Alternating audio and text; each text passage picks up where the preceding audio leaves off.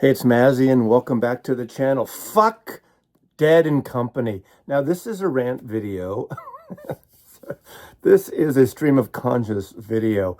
I am a big fan of the Grateful Dead. Now, I've been doing a lot of San Francisco videos lately in terms of psychedelic San Francisco, my San Francisco, and a lot of you really enjoy them. I thank you for those comments.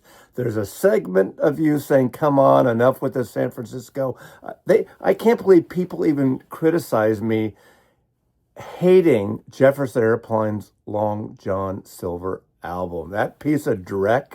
Oh my God, there's defenders of that. Now, defenders of my opinion of that. It's only my opinion. People don't like when I say crash and burn or using clickbait titles and videos. I rarely do them, but sometimes this video is going to have one. I don't know what it is yet, but this video is going to have one. And I resisted on doing this video. Now, the Grateful Dead this weekend, August 1st, 2nd, and 3rd. Actually, it's not the Grateful Dead. What am I even saying? I need to get the facts straight.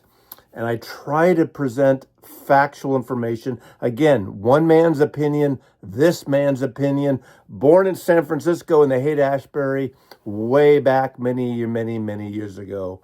And I love the Grateful Dead. I love their recordings. I keep buying those records they keep putting out every year, several times a year. I'm not an all-in Deadhead.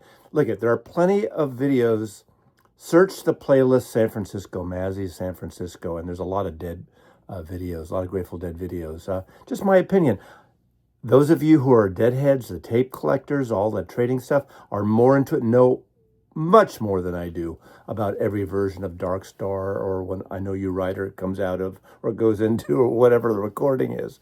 And I applaud that. I think it's great being a big fan. You know, my Beatle obsession, you know, my Dylan obsession, you know, my Super Furry Animals obsession, and right Cooter. But the Grateful Dead, okay, August 1st, 2nd, and 3rd in San Francisco, Dead and Company, celebrating 60 years of the Grateful Dead music. Golden Gate Park, 3 days. Now, I'm all for a celebration of the Grateful Dead. Remember, 10 years ago, my late friend Coleman and my local friend in Seattle, Coffee Dave and I did the pay-per-view, watched the pay-per-view of that July 4th show. I think it was in Santa Clara. They did shows in Santa Clara and shows in Chicago, and it was their Fare Thee Well tour. Goodbye, so long, auf Wiedersehen, you know, that whole thing. The Dead are gone. They're going away. All forms of the Dead. But wait, now, to give them a little bit of a pass, there's so many people, Frank Sinatra, Elton John. How many bands have done farewell tours that go on? Like, who's doing? X is doing one now. Bob Dylan, the ongoing tour. Of course, I don't think he used the term farewell, but the Dead, they've done how many farewell tours now? I just think it's kind of ridiculous. But the thing about this show, which is different from all other shows, celebrating 60 years, I think it's great they're doing something. And I think Golden Gate Park really is the perfect spot for it. Going back to, as I said recently in several of my videos, seeing the Dead for the first time on Haight Street, that Haight Street show in 1968, saw many shows in Golden Gate Park on the various fields in Golden Gate Park, the free shows in Golden Gate Park, the snack concert, which was a benefit for high school sports, and the polo fields in 1969 with the Jefferson Airplane. I've seen the Dead in the park a ton of times free, from when I was too young to go to actual shows, riding my bike there, to many other shows. And I paid to see them in Winterland. So I don't want to relitigate that or showcase that. Of course, I just did, didn't I? But this is a celebration. And the newest mayor of San Francisco, Daniel Lurie, who's, 58 years old, part of the family from the Levi Strauss. And is he a good mayor of San Francisco? I don't know. I don't live there anymore. It's been 11 years since I left San Francisco. So those of you in the city tell me, maybe it's too early to tell. But he's been pontificating and promoting this great thing for the city. It's going to bring tourism and tourist dollars. And they painted Muni buses, Grateful Dead buses, and Bill Graham's Civic Auditorium, where the Dead played many times, named after the late promoter Bill Graham, has turned into a merch store. And there's Dead stuff going. The entire city is painted up and celebrating 60 years of the Grateful Dead. 710 Ashbury, boy, those owners of that house better put a chain link fence up this weekend, because it's going to be a plethora of people. Same around the corner up at the Jefferson Airplane, 2400 Fulton Street. It's going to be a bunch of deadheads, but I think a lot of more of the newer corporate techie deadheads. Now, here's my complaint. This concert should have been free. It's like, what, $500 to $600 plus service for the weekend festivity for a 3-day ticket. Now, maybe one will say, hey, for 3 days, that's a good deal. Some of these VIP things go from $1,800 to $6,300. Now, I am usually not against bands and artists making money, but this thing has become such a corporate, I hate to use the word cash grab, because you know how I hate that word, but it doesn't represent the essence and the vibe of the Grateful Dead. The Grateful Dead, along with the Jefferson Airplane, were the two bands that really pushed for the free concerts in the park going back to the 1960s. And that was the essence. Jerry Garcia and Phil Lesh aren't in here. In fact, this show is only two living members of the Dead are playing. I don't think, actually, with Bill Kretzmann, I don't think he's even playing, is he? It's going to be Bobby Weir and Mickey Hart. Is Bill Kretzmann playing? I don't think he is. So two and everybody else. Now, fine, but to charge $600 for that is ridiculous. This should have been free. What they should have done corporate sponsors. Now, if you know of the wonderful annual festival, Hardly Strictly Bluegrass, which is not just bluegrass music, it's rootsy music, it's folk music, it's country rock, it's blues. It's a great festival every year. I've been maybe to 10 of them, and it's totally free. A multi-millionaire left. He died some years ago, and he left for at least 10 years after his death. I think we're at 10 years, so I don't know how that's going to continue. But he left it as a gift to San Francisco, the fans of San Francisco, and the music in San Francisco. And San Francisco, to my chagrin, has become this big tech mecca where it's all about the money. You can't even live there for a house for $1.5 million.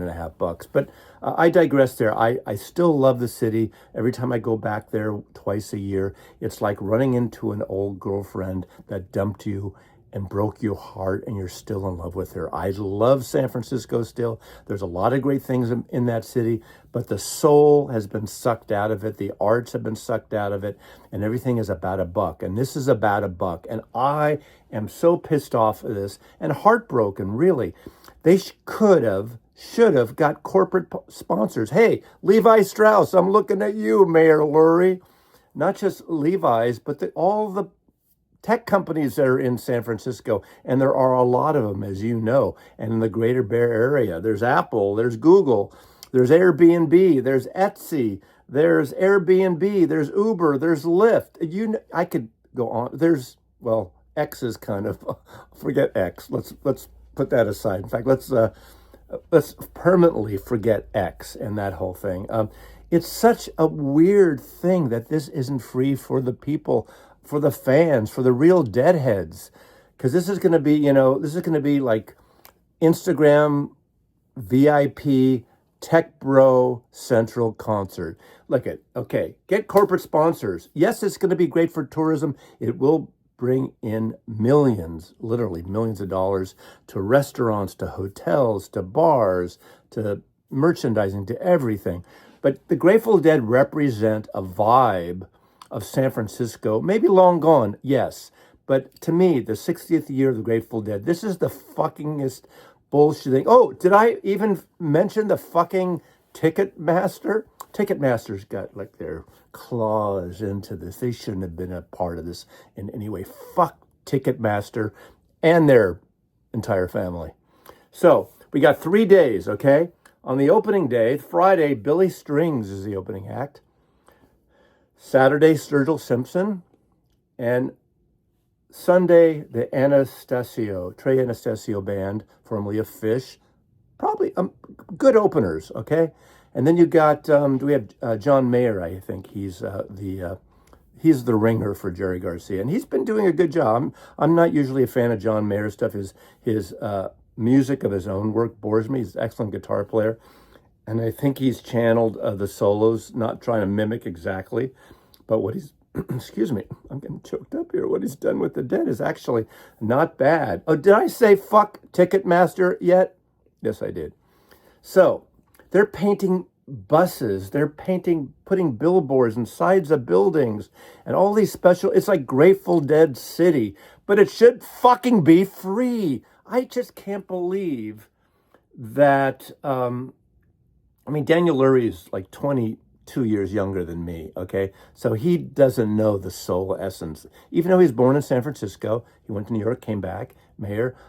I'm not picking on him on this. I don't know who brought this together, but come on, Bobby Weir. Come on, Mickey Hart. Come on, whoever else is left. Jesus Christ. It's this big corporate bullshit, and it doesn't represent what the Grateful Dead and San Francisco is about. Now, didn't they play their going away thing at the Sphere? Now, okay, you go to Vegas, you do a show at the Sphere, you make money, you charge people up the ass. That's to go on that big round sphere and shove it up their ass. Fine, that makes sense to me. That's a paid gig. That's a paid entertainment presentation. But this thing, the end of the Dead. But is it the end? What about the 70th or the 75th? Jesus Christ, this is going to be. You can tell how upset I am. Now, I can't even enunciate properly here. Did I ever consider going to this? Someone's going to ask me. The answer is no. If it was free, would I have gone? Maybe. But I'm not a big fan of massive crowds. It would have been a zoo, definitely. But I think it would have been a good zoo for San Francisco, if that makes any sense. San Francisco used to be always kind of left to center, off kilter. Seattle now is more of a whack job in terms of left to center than San Francisco is right now, which is really surprising when you think about it, but it is today. But this doesn't represent the essence of the city. There's going to be thousands of people there who don't have tickets anyway. There's going to be people all around the park anyway, going through the park anyway. And they're going to hear the reverberations from the city. All those neighbors in the Richmond and Sunset District and over by the Great Highway. Traffic's going to be a mess. But that's part of a special weekend festival. I saw, again, the snack concert with the Grateful Dead. I saw Led Zeppelin in Golden Gate Park. I saw Big Brother in the Holding Company with Janis Joplin, Quicksilver, Jefferson Airplane several times, Sons of Champlin. I've seen great shows. They were all free in Golden Gate Park. The only thing they charge for, the Outerlands Festival, that is an annual festival. That is charged, and that's a whole different thing. That's a festival. This is the Grateful Dead. What do they owe to San Francisco? They represent San Francisco. Even in that Sphere show, which I didn't go to, I have friends that went and really enjoyed it. The imagery, a large part of it is fucking San Francisco. Not fucking San Francisco, but about fucking San Francisco. Wait, that makes no sense. So anyway, the Grateful Dead, please, it's too late now, obviously, but I think this is going to put a blemish on their legacy as far as I'm concerned. Maybe it won't matter. It's like another band cashing in, but I don't think the money they're going to get is really what this is about. I don't know. 2023 final Dead tour at the Sphere. Great for tourism. I'm looking at a couple notes here. I said it all. $500, $600 plus for weekend pass, $1,800, $6,300 for VIP options. I'm not against having a VIP option, but then let the people see it for free. I'm repeating myself now, so I'm going to stop here, but that's my take on this. Fare ye well, Grateful Dead, or Dead and Company. It's basically, why don't we just call it company now, right? There's hardly any dead members that aren't dead in this band. Mazzy loves you.